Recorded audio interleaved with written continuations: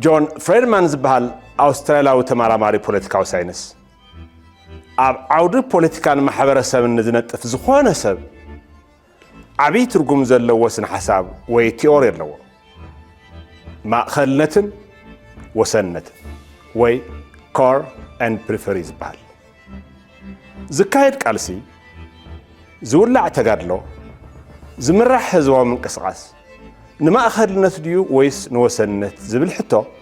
علتها كفتة زقبع حتوي نلعلي 100 عامت أب قالسي ما أخذلنت زقصلت عدي سابا بمنصر زسن حساب زيك نريكم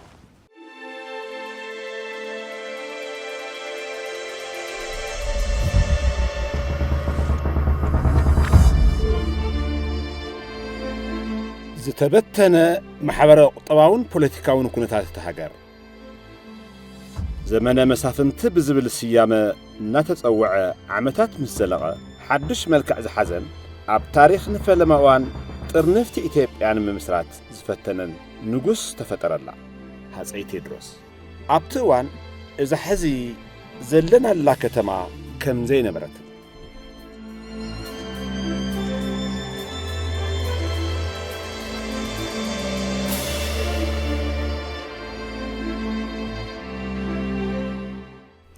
أب محدرو فلوينت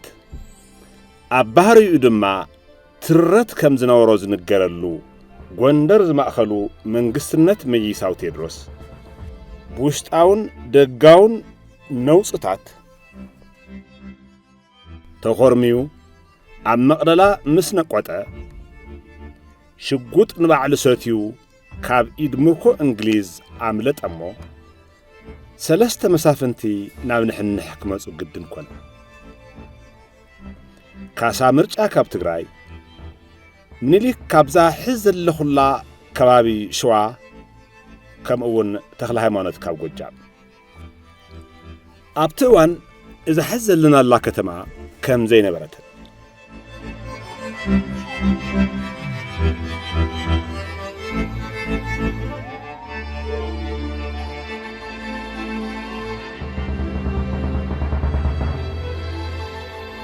نقرب جزيات كبري هاتعينت حيز قصلة نقص تكل هيمانوت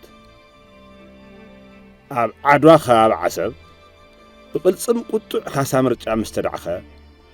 وطري نكسنا تግራይ نس أبزا ከተማ ዚአን ከባቢ አንዝንቀሳቀስ ዝነበረ ንጉስ ምኒልክ ኮነ ንጉሰ ኢኻዝ በለ ምኒልክ ንጉስ ጽዮን ኮይኑ ንዝነገሰ ካሳ ምርጫ ክግብር ቃላቶ ድሕሪ ነዊሕ ዘበናት ድማ ማእኸል መንግስትነት ተሃገር ናብ ትግራይ ናብ መቐላቕንዐ ሰናይ ዘበን ተጋሩ ተካሃደ በብርዕን ልሳን ፖለቲከኛታት ትምክህቲ ኢትዮጵያ ኣብ ከይዲ ታሪኽ ሽሙን ጸለሉና ተቐደመጽዮም በቶም ሓይልታት ፌደራሊዝም ድማ ፌደራሊስቱ ሓፀይ ይብልወን ነዚ ከም ቀንዲ ምኽንያት ዝጥቀምሉም ንጉስ ነገስትነቱም ኣብ ኢትዮጵያ ኣብ ዝነበሩ ኩሎም ንጉሳት የገብሩን ብምንባሩን ኣዛቢ ኩሎም ሰራዊታት ብምንባሩን ይመስል በቶም ብሔራውያን ድማ ሓባሪ ሰቡን ሓመዱን መኽበሪን ባሕሩን ዓዱን መንባሩን ይዝንተወሉም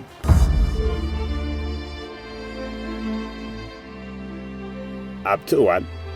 እዛ ሕዚ ዘለናላ ከተማ ከም ዘይነበረት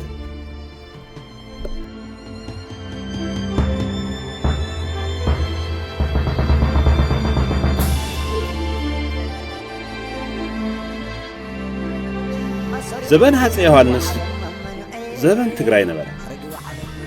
ዘበን ትግራይ ምስ ዮሐንስ ኣብ ከተማ ተቐበለ من تولي عدوش متى سمع قالب ولا يدنقصر بقرص كاسكرنا حصصه ناغرو بأجر حساب كهرجصه متى ما وريدي أجرول تنفسفسه كما يوحنس حواري خسار التقرصه أملاك يا بركة فقر مسجنة هبقل تمرصه أنت قويتا مدري أنت قويتا بحري يا خدو تقليلو سقا خمبري سقا خمبري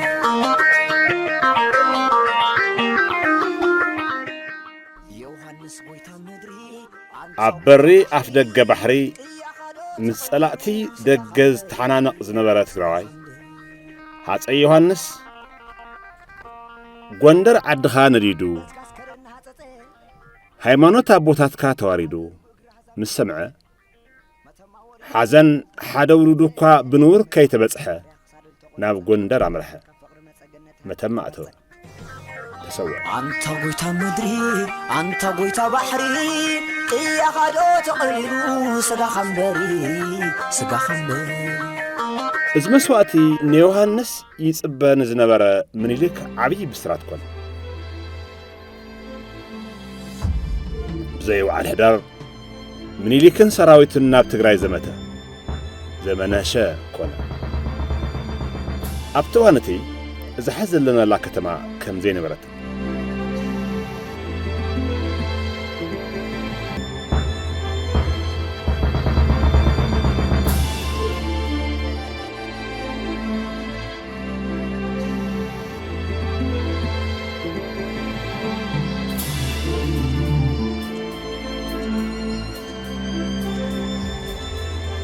ማእኸል መንግስትነት ካብ መቐለ ናብ ማእኸል ሃገር እንትመጽእ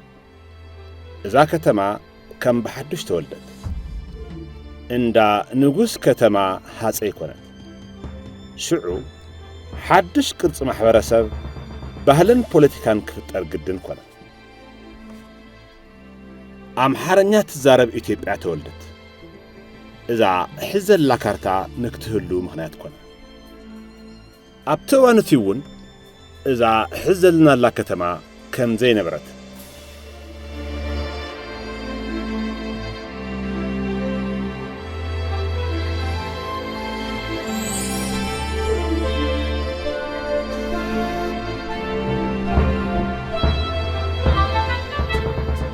ዘመን ምኒልክ ዘመን ምትእታው ዘመናውነት ተገይሩ ኣብ ታሪኽ ይዝንተው ሰሎሞናዊ ስርወ መንግስት ዘቐጸለ እዚ ስርዓት ብመሰረታዊ ባህሪኡ መስፍናዊ ኮይኑ ቀጸለ እሞ ኣዘራረባይ ንጉስ ሃይለ ሥላሴ ብዝተሓላለኸ መንገዲ ሓሊፎም ሃፀይ ኮኑ ልዕሊ 40 ዓመታት ዘለቐ ዘመን ንግስና ሃፀይ ሃይለ ሥላሴ ነታ ከተማ ለውጢ ኣንፈት ዘትሕዘ ነይሩ ኣብቲ እዋነቲ እውን ግን እዛ ሕዘልናላ ከተማ ከምዘይ ነበረት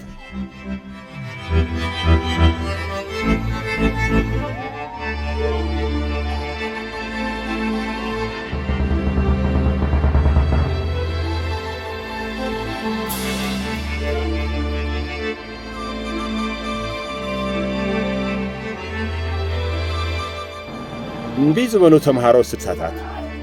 አንጻር መስፍናዊ ስርዓት እቲ ሃገር ዘቕንዐ ቃልሲ እንትእውጁ ሃይለ ሥላሴ ወዲ 80 ዓመት ሽማግለ ነይሩ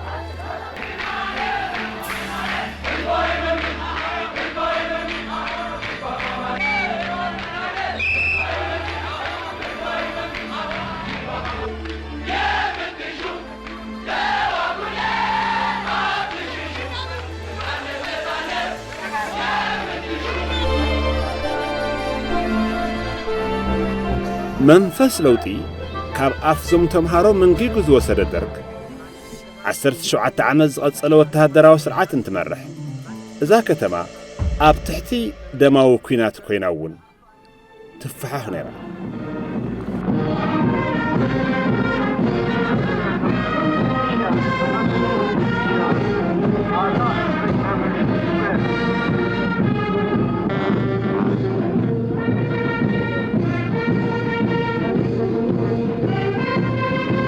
شحنت شعت 1983 عامة مرات ورح قنبوت مس قدم 17 عامت ኣብ ሃፀይ ሃይለ ሥላሴ ዩኒቨርሲቲ ተፈልጦም ሰብጉተ ናስ ተረኸበት አዲስ አበባ መስፍነት ኮነ ወተሃደራዊ ስርዓት ንሓንሳብን ንሓዋርን ከም ዝቐበረት ዝተረድአት ኣይትመስልን ዝነበረት ኣነ እውን ግንቦት 20 ካብቶም ምዕረፎ ነፈርቲ ፖሊስ ተቋፀር ተጋልጥ ሓደ ነይረ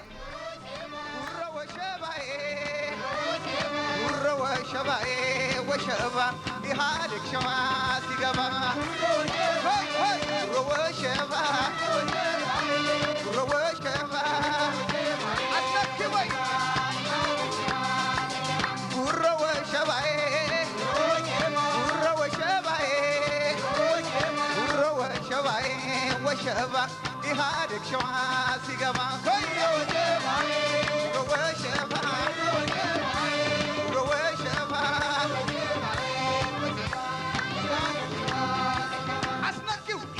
بتنحنا زنورنا لسيدنا ودسوا كنا أتكلمنا دسوا في السبب طيقنا نعيون نجيبون حوسنا شدش سوا طرح رخيب هذه كابز كله تقال علي شدش سوا طرح يدسوا زفل خليه يفلت ما بحري لنا توزرنا تقال مالت سجام مجمع كنا أتكلمنا ياو مش هذا الساس كجات من أيو ياو ما قدشوا بروجات نيرمو نايكتما وجس لزناره كمنا ما قدش عينت هناك كجات من أيزول التحساسوار نيرمو لو عند الدالو نيرمو ومسألتون ودسوا زرلو سترونغ هولس جنب حزناس أو دحر إكسبان نجورنا نترنا يكون كديلنا عنا أتينا هذا دسوا أتصب أجمعنا إن بصراحة مرة أقدمهم أتيم نيرو ما دسوا أتيم نيرو ما إنتليجنس حلف قيلو حدث الذي نورنا توصل تجارب تحجو أتيو حدث من فوق دسوا سني نيرو سوات هؤلاء الناس إسرائيل سوت يومنا أو إسرائيل سوات ناي إيطاليا إمباسي ناي أمريكا إمباسي ناي جرمن إمباسي ناي إنجليز إمباسي زوري عينه في يوم هذا الناحية هل بطلوني قاموا جرنا سوات مديونا أتينا نفتا أشمو أنا نفتا كارز ولا كذا الخبوتان يرنا مسجد عشيتو نورا مسمعيتي هذه كله تجارب ليس ناوي بحرزي بتعامل خبيد تنكلم actually قبل كابزنا روج فيلم بزوله تاخذ يفتر يكون زول أبزدنا أتينا كنترف ويس بدين بنوصينا زول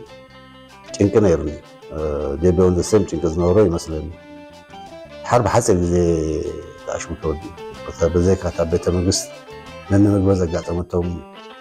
نود شبرون كاب نسكر داوي كاركالو ما أخل متراحل تلقى لما تانكتات تقاتي من عمره تانكتات تقاتي لهم نقولون نيزن الريزستانس حليفهم كان بهذا واجرب بحال كاونا كتما كن أتكلنا تسبب قتل حيزو أما نقدر تسلفه كم زي بقى سلام يلونه شايف هذه حلمي مسؤول زبائنا عارف كل صقرنا حسر شو أتعمت ألسي موز زين فلتو حدش بحري إحنا لما روحنا نفلتينا هذه سوي فلتون كم عينة رياكشن بتعامل جرمني حرب بولي تراخينا تزارينا تاين نقولنا أنا مسجل جرام له ومسحيلهم نيرو كاو ያው ቦታን ሓዚልና ዝሓሸ ቦታ ኢሉ ታም ብስራት ናብ ሓደ ቦታ ወሲድና መሃንዲስ ዝበሃል ናይ ሜክሲኮ ዝነበረ ኣብኡ ተዋና ስራሕና ብቐጥታ ምስ መለስ ንምርካብ ኢለ ብቴሌፎን anyway ኣብኡ ሓሳብ ተኸፋፊልና ግዛዕና ያው ቀልጢፍና ናብ ስራሕ ኣቲና ተጋዳላይ ብጣዕሚ ዲስፕሊን እዩ ነይሩ ከምዚና ኣና ተኣሽም ጌርና شعو أديس أبابا ጸጥ ኢላ ነይራ ርዒዳ ነይራ ኣብ ጽምዋ ኣትያ ነይራ ብሓፈሻ ኣብቲ እዋን እታ ሕዚ ዘለናላ ከተማ ከም ዘይነበረት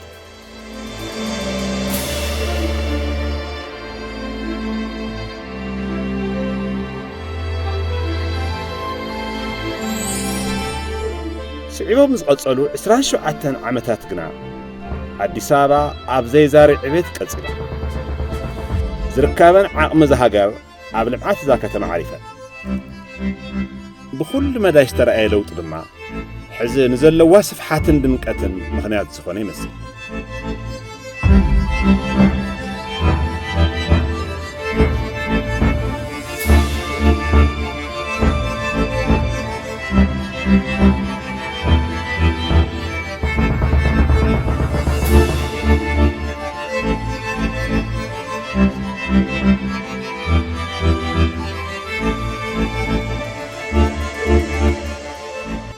دمر 4 بهراوያን ውድባት ዝኾነ ይወደግ ተሳዒሩ ዓመጽ መንኣሰይን ልዑል ባህገለውጥን ህዝብን ብዝወለዶ ብልጽግና ክሳብ ዝትካ ኣብታሃን ዳዳይ ለውጥ ነይሩ መሪ ድርጅታችን ኢህአዴግ ልማታዊ ዲሞክራሲያዊ መስመሩን አጥብቆ በመያዝ ሀገራችንን ከሁለት አስርት ዓመታት በላይ ባስተዳደረበት ወቅት በሁሉም መስክ መሰረታዊ ለውጥ ያመጣ ህገ መንግስታዊና ፌደራላዊ ስርዓት ገንብቷል። ዓለም በአንድ በኩል በጥሞና በአግራሞትና በጉጉት በሌላ በኩል ደግሞ በስጋት እየተመለከተው ያለ ሀገራዊ ለውጥ ላይ እንገኛለን። ያሳካናቸው በርካታ ድሎች እንዳሉ ሁሉ በፍጥነት መቀረፍ የሚገባቸው በርካታ ጉድለቶች እንዳሉም እናምናለን።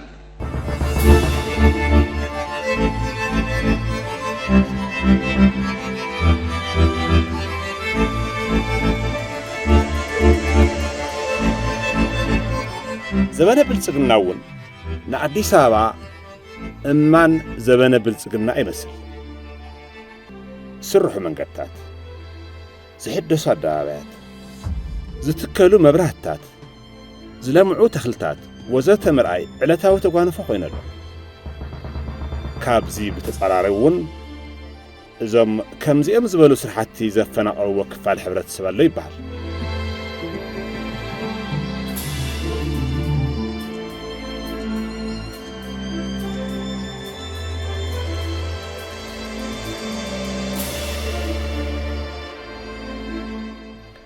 አዲስ አበባ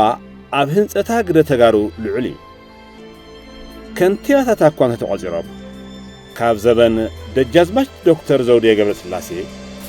ክሳብ ተጋዳላይ ርከብ ዓቕባይ ተዘካራይ መዋዕል እዩ። ብዙሓት እዮም፣ ሰብ ኣበርክቶ እዩ።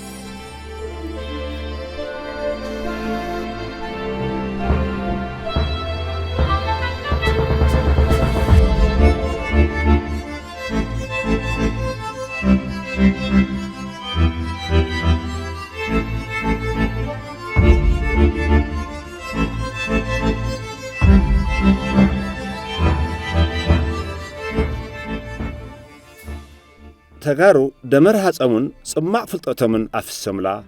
ኣባጺሕምዋ። ሕዚ እውን ቁጥሩ ዘይነዓቕ ትግራዋይ ኣብ ማሕበረ ቁጠባውን ፖለቲካውን ዝሃገር ኣሎ። 1983 እኔ ከጦርነት ከመጣሁኝ በኋላ ለመጀመሪያ ጊዜ ነው ያሳለፍኩት በሀገር ፍቅር። ከሀገር ቤት ከገጠር መጥቼ ጦርነት ውስጥ ገብቼ ከጦርነት ቲያትር ቁሜ ያየሁበት ቤት ነው የሀገር ፍቅር ቲያትር። ከዛም ጊዜ ጀምሮ ሀገር ፍቅር ቤቴ ነው። ሁላችሁም እንደምታውቁ የሀገር ፍቅር ቲያትር ካገኘኋቸው ሰዎች ደግሞ አንዱ ኪያዬ ነው። ወጣትነቴን ያሳለፍኩት የቤት በምክር በሀሳብ በስራ በጣም ብዙ ስራ ሰርተን ቅድም ያየኋቸው ገመና፣ ዳና፣ አጋዞ ኦፕሬሽን፣ እዛ መሬት በጣም ብዙ ስራዎች ከኪያ ጋር ሰራ። ኪያዬን በማወቄ ወንድሜ በጣም ስተነ አሁን እንኳን በዚህ እድሜውና እንደዚህ ሆኖ ባለፈው ነሐሴ ትግራይ ብሮድካስቲንግ የሚል ቴሌቪዥን በመቀሌ ከፍተን እንደዚህ ሆኖ መጥቶ ኪያ ቆሞ መድረክ የመራው በእኔ ቴሌቪዥን ጣቢያ ሲከፈት አንተ ለሰው ያለህን ክብር በእኔ አንደበት እዚህ የምገልጸው አይደለም። እኔ ግን ደስ ያለኝ በእድል ሆኖ ትከሻዬ ወይ ክላሽ ወይ ካሜራ መሸከም ይወዳል። አሁንም ከዛ ጦርነት ለሁለተኛ ጊዜ መጥቼ በጣም ከምወዳቸው ጓደኞቼና ከኪነ ጥበብ ማህበረሰብ በሀገር ፍቅር ቲያትር ደግሜ እንዲህ እንድቆም እድል ተሰጠኝ። በጣም አመሰግናለሁ። ከተማ አዲስ አበባ ኣብ ዝተፈላለዩ ዘበናት ንተጋሩ ዝተፈላለየት ኮይና እያ ሓሊፋቶ። ሕዚ ኸ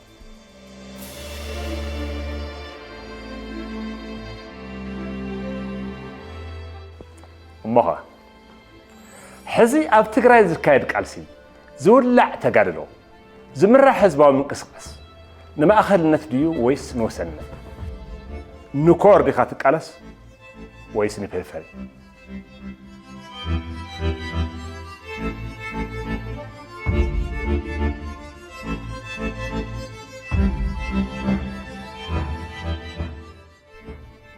ጥላሁን ታፈረ ካብ ቲቢኤስ ኢንተርናሽናል አዲስ አበባ